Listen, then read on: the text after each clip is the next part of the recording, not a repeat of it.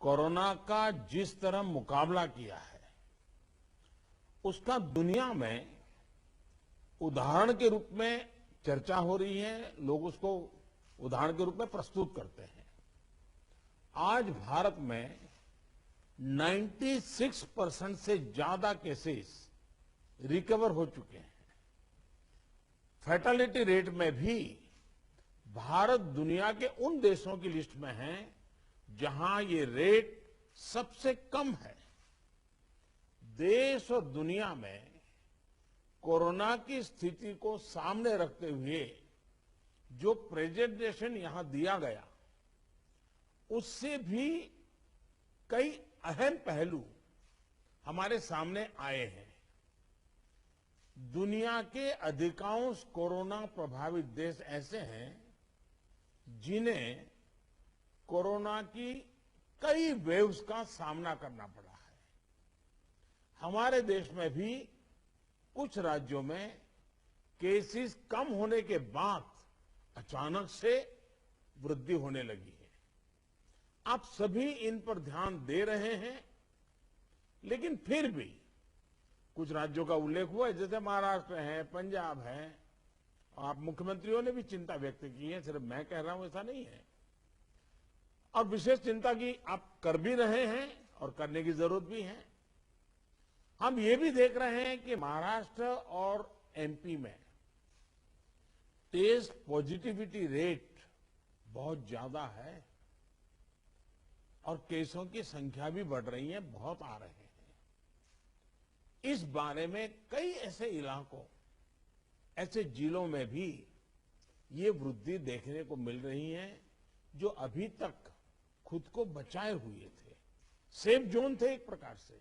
अब वहां पर हमें कुछ चीजें नजर आ रही हैं। देश के 70 जिलों में तो पिछले कुछ हफ्तों में यह वृद्धि 150% से भी ज्यादा है, 150% से ज्यादा। अगर हम इस बढ़ती हुई महामारी को यही नहीं रोकेंगे तो देशव्यापी आउटब्रेक की स्थिति बन सकती है।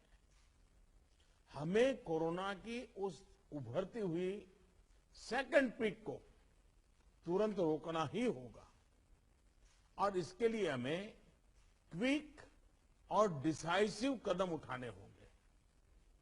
कई जगह देखने को मिल रहा है कि मास्क को लेकर अब स्थानीय प्रशासन द्वारा भी उतनी गंभीरता नहीं दिखाई जा रही।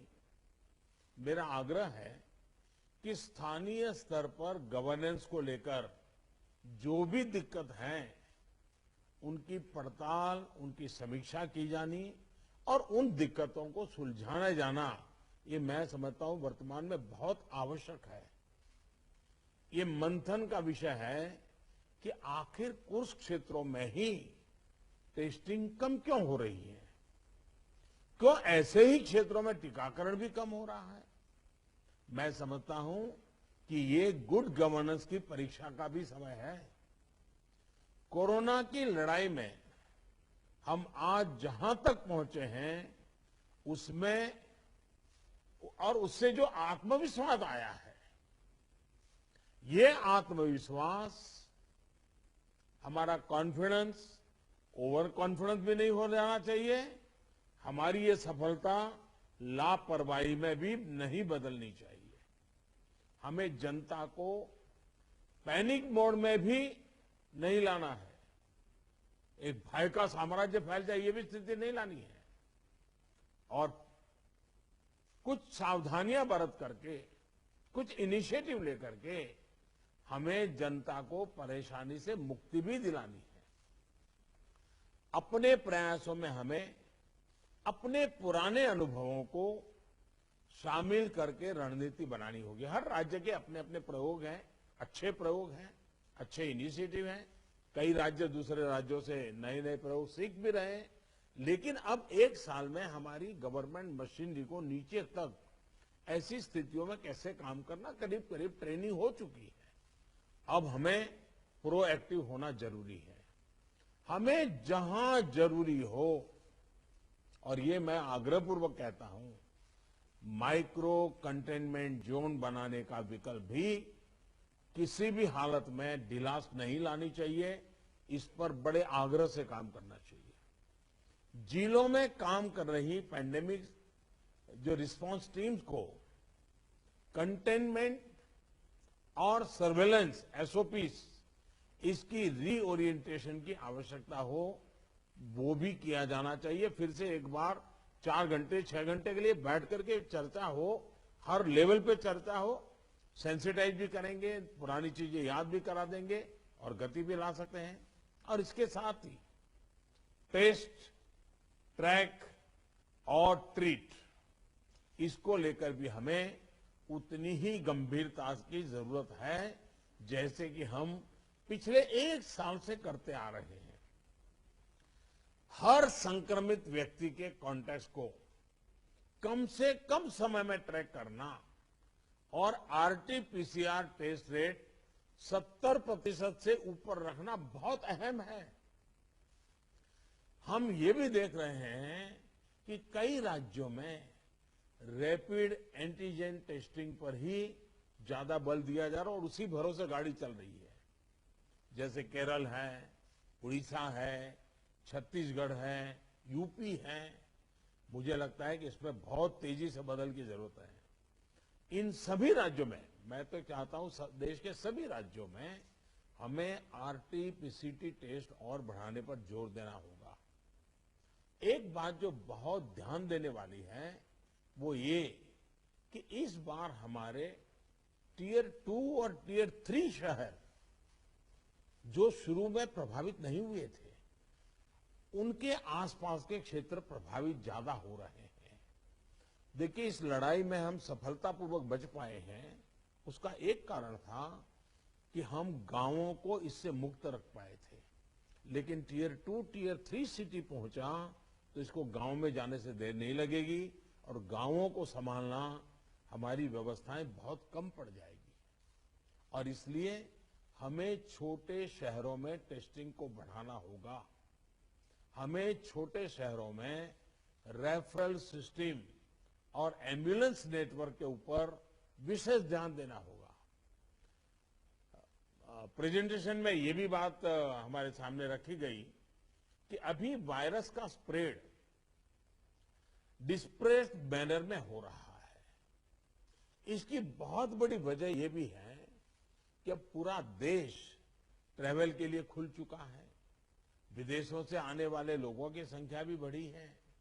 इसलिए आज हर एक केस के ट्रैवल की, उसके कॉन्टैक्ट्स के ट्रैवल की सूचना सभी राज्यों को आपस में भी साझा करना जरूरी है। आपस में जानकारी साझा करने के लिए किसी नए मैकेनिज्म की जरूरत लगती है तो उस पर भी विचार होना चाहिए। इसी तरह विदेश से आने वाले यात्रियों और उनके कॉन्टैक्ट्स के सर्वेलेंस के लिए एसओपी के पालन की जिम्मेदारी भी हमारी अब बढ़ गई है। अभी हमारे सामने कोरोना वायरस के न्यूटन्स को भी पहचाने और उनके प्रभावों का आकलन का भी एक प्रश्न है। आपके राज्यों में आपको वायरस के वेरिएंट का पता चलता रहे, इसके लिए भी जीनोम सैंपल भी टेस्टिंग के लिए भेजा जाना उतना ही अहम है। साथियों, वैक्सीन अभियान को लेकर कई साथियों ने अपनी बात रखी। निश्चित तौर पर इस लड़ाई में वैक्सीन अब 1 साल के बाद हमारे हाथ में एक हथियार आया है। ये प्रभावी हथियार है। देश में वैक्सीनेशन की गति लगातार बढ़ रही है। हम एक दिन में 30 लाख लोगों को वैक्सीन करने के आंकड़े को भी एक बार तो पार कर चुके हैं। लेकिन इसके साथ ही हमें वैक्सीन डोसेज वेस्ट होने की समस्या को बहुत गंभीरता से लेना चाहिए। तेलंगाना और आंध्र प्रदेश में 10% से ज्यादा वैक्सीन वेस्टेज है। यूपी में भी वैक्सीन वेस्टेज करीब करीब वैसा ही है। वैक्सीन क्यों वेस्टेज हो रही है, इसकी भी राज्यों में समीक्षा होनी चाहिए और मैं मानता हूं हर रोज शाम को इसकी मॉनिटरिंग की व्यवस्था रहनी चाहिए और हमारी सिस्टम को प्रोएक्टिव लोगों को कांटेक्ट करके एक साथ इतने लोग मौजूद रहें ताकि वैक्सीन दे, वैक्सीन वेस्टेज न जाए, इसकी व्यवस्था होनी चाहिए। क्योंकि एक प्रकार से जितना परसेंटेज वेस्टेज होता है, हम किसी के अधिकार को बर्बाद कर रहे हैं। हम किसी के अधिकार को बर्बाद करने का हमें हक नहीं है। स्थानीय स्तर पर प्लानिंग और गवर्नेंस की जो भी कमियां हैं, उन्हें तुरंत सुधारा जाना चाहिए। वैक्सीन वेस्टेज जितनी रुकेगी, और मैं तो चाहूंगा राज्यों ने तो जीरो वेस्टेज के टारगेट से काम शुरू करना चाहिए। हमारे यहां वेस्टेज नहीं होने देंगे। एक बार कोशिश करेंगे तो इंप्रूवमेंट जरूर होगा। उतने ही ज्यादा हेल्थ वर्कर्स, फ्रंटलाइन वर्कर्स और दूसरे एलिजिबल लोगों को वैक्सीन की दोनों डोज पहुंचाने के हमारे प्रयास सफल होंगे। मुझे विश्वास है कि हमारे इन सामूहिक प्रयासों और रणनीतियों का अमल जल्दी ही हमें दिखाई देगा और उसका परिणाम भी नजर आएगा। अंत में मैं कुछ बिंदु फिर एक बार दोहराना चाहता हूं ताकि हम सभी इन विषयों पर ध्यान देते हुए आगे बढ़े। एक मंत्र जो हमें लगातार हम सबको कहना होगा, दवाई भी और कड़ाई भी। देखिए, दवाई मतलब बीमारी चली गई, ऐसा नहीं। मान लीजिए किसी को जुकाम हुआ है, उसने दवाई ले ली, सब ली, लेकिन इसका मतलब ये नहीं है कि उसको ठंडी जगह पे बिना सुरक्षा के ऊनी कपड़े वगैरह पहने बिना वो चला जाए, बारिश में कहीं भीगने के लिए चला जाए। भाई ठीक है, तुमने दवाई ली है, लेकिन तुम्हें बाकी संभालना तो पड़ेगा ही पड़ेगा। ये हर हेल्थ का नियम है जी। ये कोई इस बीमारी के लिए नहीं है, ये हर बीमारी के लिए है जी। अगर हमें टाइफाइड हुआ, दवाई हो गई, सब हो गई, फिर भी डॉक्टर कहते हैं वे इन चीजों को नहीं खाना। ये वैसा ही है। और इसलिए मैं समझता हूं इतनी सामान्य बात लोगों को समझानी चाहिए। और इसलिए दवाई भी और कड़ाई भी, इस विषय में हम बार बार लोगों को आग्रह करें। दूसरा जो विषय मैंने कहा, आरटीपीसीआर टेस्ट को स्केल अप करना बहुत आवश्यक है ताकि नए केसेस की पहचान तुरंत हो सके। स्थानीय प्रशासन को माइक्रो कंटेनमेंट जोन बनाने की दिशा में हमें आग्रह करना चाहिए। वो वहीं पर काम तेजी से करें, हम बहुत तेजी से रोक पाएंगे, ताकि संक्रमण का दायरा फैलने से रोकने में वो मदद करेगा। वैक्सीन लगाने वाले केंद्रों की संख्या बढ़ाने की आवश्यकता है। वो प्राइवेट हो, सरकारी हो, जितना, जैसा आपने मैप देखा होगा, वो आपके लिए भी राज्यवार भी बनाया। वो शुरू में जो ग्रीन डॉट वाला बताया था, और देखने से ही पता चलता है बहुत सारे इलाके हैं कि जहां लाइट ग्रीन लग रहा है, मतलब कि हमारे वैक्सीनेशन सेंटर उतने नहीं है और या तो एक्टिव नहीं है। देखिए, टेक्नोलॉजी हमारी बहुत मदद कर रही है। हम बहुत आसानी से डे टू डे चीजों को ऑर्गेनाइज कर सकते हैं। इसका हमें फायदा तो लेना है, लेकिन उसमें उसके आधार पर हमें इंप्रूवमेंट करना है। हमारे जितने सेंटर्स प्रोएक्टिव होंगे, मिशन मोड में काम करेंगे, वेस्टेज भी कम होगा, संख्या भी बढ़ेगी और एक विश्वास तुरंत बढ़ेगा। मैं चाहता हूं कि इसको बल दिया जाए। साथ ही एक बात हमें ध्यान रखनी होगी, क्योंकि ये वैक्सीन निरंतर प्रोडक्शन हो रहा है और जितना जल्दी हम इससे बाहर निकले, हमें निकलना है। अदरवाइज ये 1 साल, 2 साल, 3 साल तक खींचता चला जाएगा। एक मुद्दा है वैक्सीन की एक्सपायरी डेट। हमें ध्यान रखना चाहिए कि जो पहले आया है उसका पहले उपयोग हो, जो बाद में आया है उसका बाद में उपयोग हो। अगर जो बाद में आया हुआ हम पहले उपयोग कर लेंगे तो फिर एक्सपायरी डेट और वेस्टेज की स्थिति बन जाएगी। और इसलिए मुझे लगता है कि अवॉइडेबल वेस्टेज से तो हमें बचना ही चाहिए। हमें पता होना चाहिए कि ये लॉट हमारे पास जो है, इसकी एक्सपायरी डेट ये है, हम सबसे पहले इसका उपयोग कर लेंगे। ये बहुत जरूरी है। और इन सभी बातों के साथ इस संक्रमण के फैलाव को रोकने के लिए जो मूलभूत कदम है, जैसा मैं कहता हूं, दवाई भी और कड़ाई भी। मास्क पहनना है, 2 गज की दूरी बनाए रखना है, साफ सफाई का ध्यान रखना है।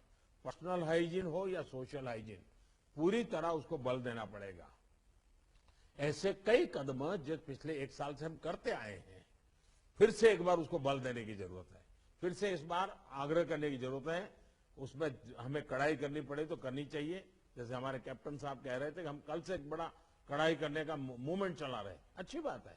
मुझे लगता है कि हम सबने इस दिशा में हिम्मत के साथ करना पड़ेगा।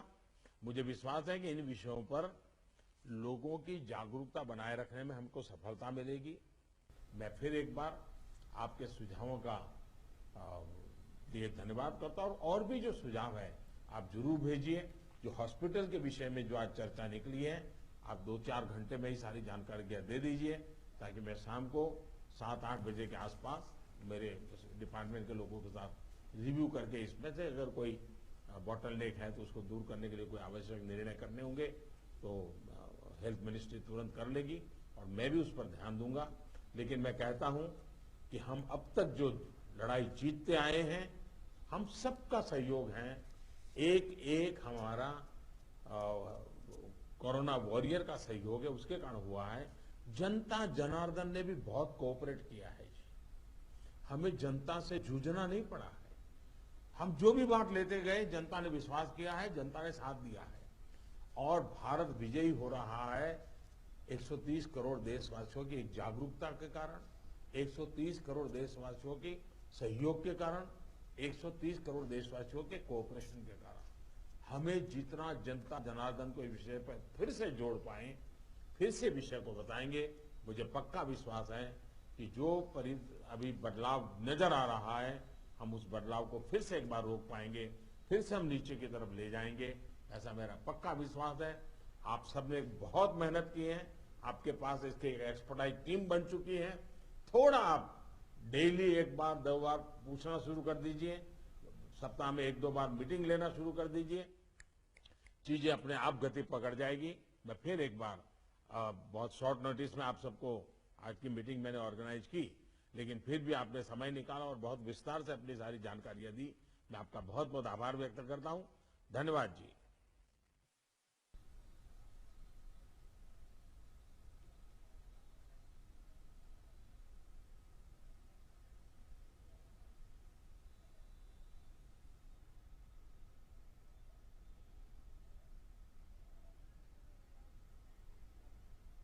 आप देख रहे हैं